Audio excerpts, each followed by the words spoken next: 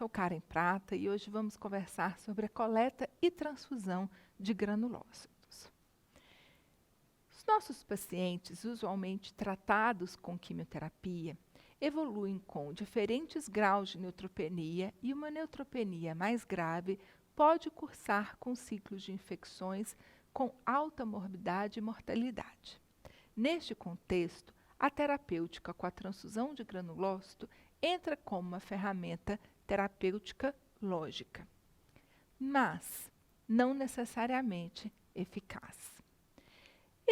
A utilização clínica da transfusão de granulócito, os primeiros relatos datam de 1960, quando as primeiras máquinas de aférese foram desenvolvidas. Naquela época, utilizava-se como doador pacientes portadoras de LMC na fase crônica. Mas logo percebeu-se que esse grupo de doadores não era o doador ideal. Tentou-se fazer a coleta de doadores saudáveis sem muito sucesso e essa terapêutica caiu em desuso, retomando por volta de 1990, 2000, com o surgimento do G-CSF. Essa terapêutica pode ser indicada tanto do ponto de vista profilático quanto terapêutico. O uso profilático pode ser como profilaxia primária, no qual já está comprovado que os riscos são superiores aos benefícios, ou seja, nós não vamos indicar transfusão de granulócito para prevenir infecções. Entretanto, existe a profilaxia secundária, ou seja, quando nós vamos indicar a transfusão de granulócito em pacientes que já tiveram uma infecção muito grave por um outro agente, seja um fungo invasivo, uma bactéria multiresistente, e ele vai ser submetido a um novo ciclo de quimioterapia. Nesses casos, existem alguns estudos, principalmente de série de casos, indicando que pode haver algum benefício. O uso terapêutico em pacientes com neutropenia grave é a principal indicação e a mais aceita pela comunidade científica. Então, são pacientes com uma neutropenia grave e uma infecção progressiva, apesar da utilização de antimicrobianos adequados. Para que a gente consiga fazer a coleta, é necessário proceder com a mobilização do doador, o que usualmente é feito com administração de G-CSF, muitas vezes associado ao corticoide, 12 a 16 horas antes da coleta. Os dois juntos têm um efeito sinérgico, por isso esse é o protocolo com os melhores resultados na coleta. Entretanto, a depender de características deste doador, a gente não vai utilizar o corticoide para minimizar os efeitos adversos. A coleta, usualmente é feita por aférese, processa-se entre 7 a 10 litros de sangue total, para que a gente consiga coletar a dose recomendada para o adulto, que aí varia entre 2 e 4 vezes 10 a décima, o que daria em torno de 1 vezes 10 a décima por metro quadrado por dia. E em crianças, em torno de 1 vezes 10 a nona de células de granulócitos por quilo. Para que a coleta seja eficaz, nós utilizamos ainda um agente sedimentante, que é o hidroxietilamida, de alto peso molecular, que vai promover então um rulô, dobrando a eficiência da coleta e aumentando o retorno dos eritrócitos para o doador, proporcionando então uma melhor separação entre as células. Os critérios de seleção do doador, eles são os mesmos do sangue total, acrescidos de outros que podem ser estabelecidos por cada serviço, como, por exemplo, a pesquisa de hemoglobina S, para se evitar da filgrastima para um paciente, para um doador hemoglobina S positivo, com traço falciforme, e mesmo por conta que alguns serviços têm um descarte automático dos componentes eritrocitários, e o concentrado de granulócito tem uma quantidade bem razoável de hemácia, e por isso a compatibilidade eritrocitária é obrigatória. E isso é tão importante que na portaria ministerial consta que ela deve ser feita antes da administração do G, para a gente ter certeza que aquele doador é compatível com o receptor. E que em caso de prova cruzada positiva, esse doador não deve ser mobilizado.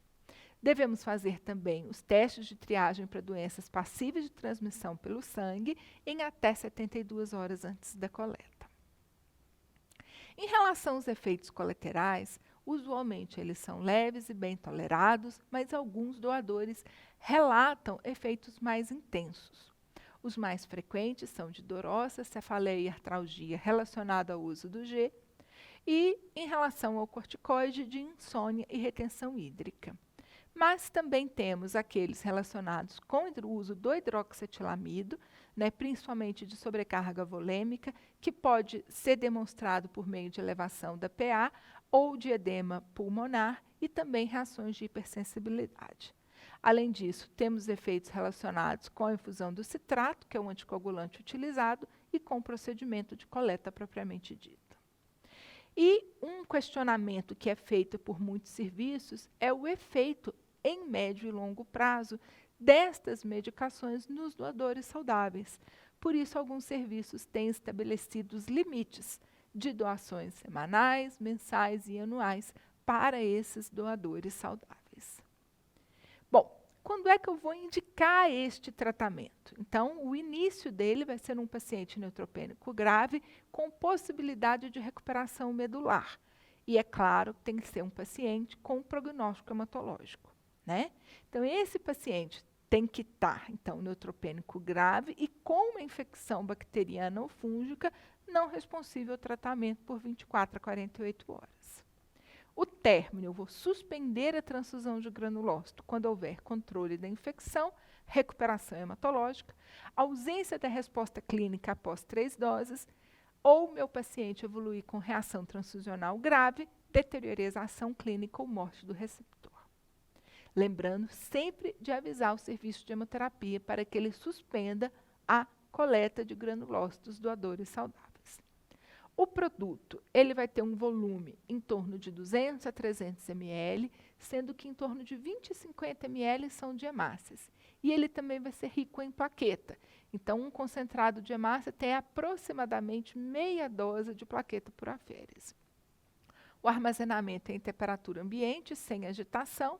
O produto deve ser irradiado para a prevenção da doença do enxerto contra-hospedeiro pós-transfusional e a infusão deve ser o mais precoce possível, respeitando o máximo de 24 horas.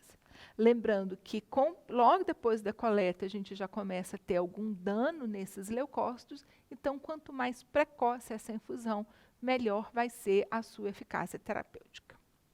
O receptor, usualmente ele tem uma pré-medicação, por conta de reação adversa mesmo, sendo principalmente a reação febrino-hemolítica aguda, cuja profilaxia é com a desleucocitação dos hemocomponentes, o que a gente não pode fazer no concentrado de granulócito, que é um leucócito, Então, a gente vai sempre fazer a infusão com equipe comum, com câmara dupla, lembrando que é contraindicado o uso de filtro de leucorredução. A infusão é lenta, normalmente em torno de 1 a 2 horas, e deve ser o mais longe possível da anfotericina B, porque existem alguns relatos na literatura de efeitos adversos pulmonares mais graves e mais frequentes quando a transfusão de granulócito é feita próximo ao horário da infusão da anfotericina B. Nós temos esse artigo que traz o principal estudo clínico realizado nesse século. Então, esse estudo chamado de RING é um estudo clínico randomizado fase 3 prospectivo, que envolveu 14 centros em 5 anos de acompanhamento. A proposta inicial era da inclusão de 236 pacientes e foram incluídos apenas 114. Destes, 56 receberam a transfusão de granulócito e 58 não receberam e foram o grupo controle. O objetivo primário, ele foi um objetivo composto de sobrevida e resposta microbiológica em 42 dias e não foi observado efeito da transfusão de granulócito no objetivo primário. Então, nós temos aqui a curva de sobrevida dos dois grupos, sem diferença. Entretanto, quando foi feita uma análise estratificada de acordo com a dose, foi visto que aqueles pacientes que receberam doses mais altas de granulócito tiveram uma evolução melhor do que aqueles que receberam doses mais baixas.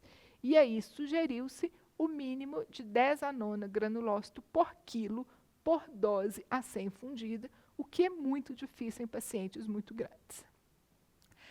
Como esse estudo, né, o Ring Trial, ele não foi capaz de demonstrar aquilo que ele se propôs, e uma das principais questionamentos é se realmente a transfusão de granulócito não é eficaz, ou se é porque não foi possível incluir no estudo o número de pacientes desejado, né, para ele poder ser capaz, ter a força necessária de responder à pergunta, foi criado, então, um registro internacional, né, de transfusão de granulócito, que é esse PROGRESS, que está avaliando, então, com dados de mundo real, se a transfusão de granulócito é eficaz ou não. Está aí o site, quem quiser pode conferir esses dados. Em relação aos efeitos adversos no receptor, né, nós podemos ter reações imediatas ou tardias. As imediatas é principalmente a reação febril não hemolítica aguda e uma síndrome Trali-like, porque esses leucócitos eles migram preferencialmente para o pulmão.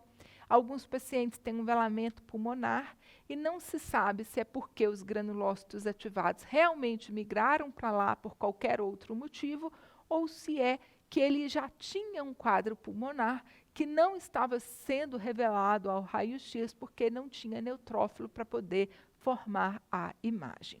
Mas fato é que é relativamente frequente nós termos dessaturação e uma dispneia durante e imediatamente após a infusão dos granulócitos.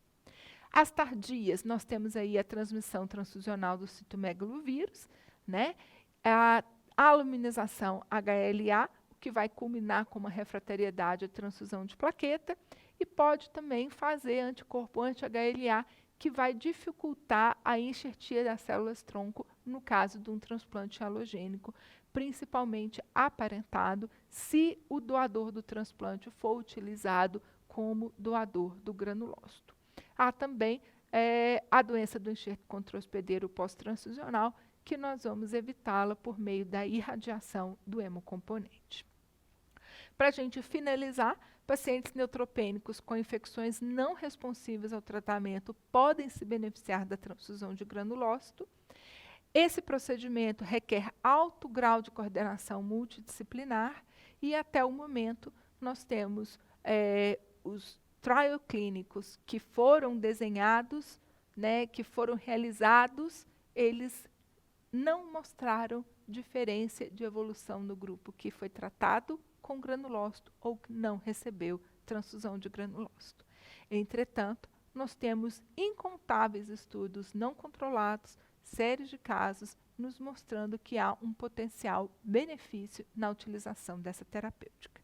Ou seja, nós ainda não temos resposta se ela é eficaz ou não no auxílio do tratamento de pacientes. E há uma questão, né, ética muito importante em relação à mobilização de doadores saudáveis, né, com medicamentos, com efeitos adversos potencialmente graves para um tratamento cuja eficácia ainda não está comprovada cientificamente, né? Então, por conta disso, alguns serviços optam por não utilizar a transfusão de granulócito como estratégia para o tratamento de seus pacientes. Por hoje é isso, agradeço a atenção de vocês e até a próxima.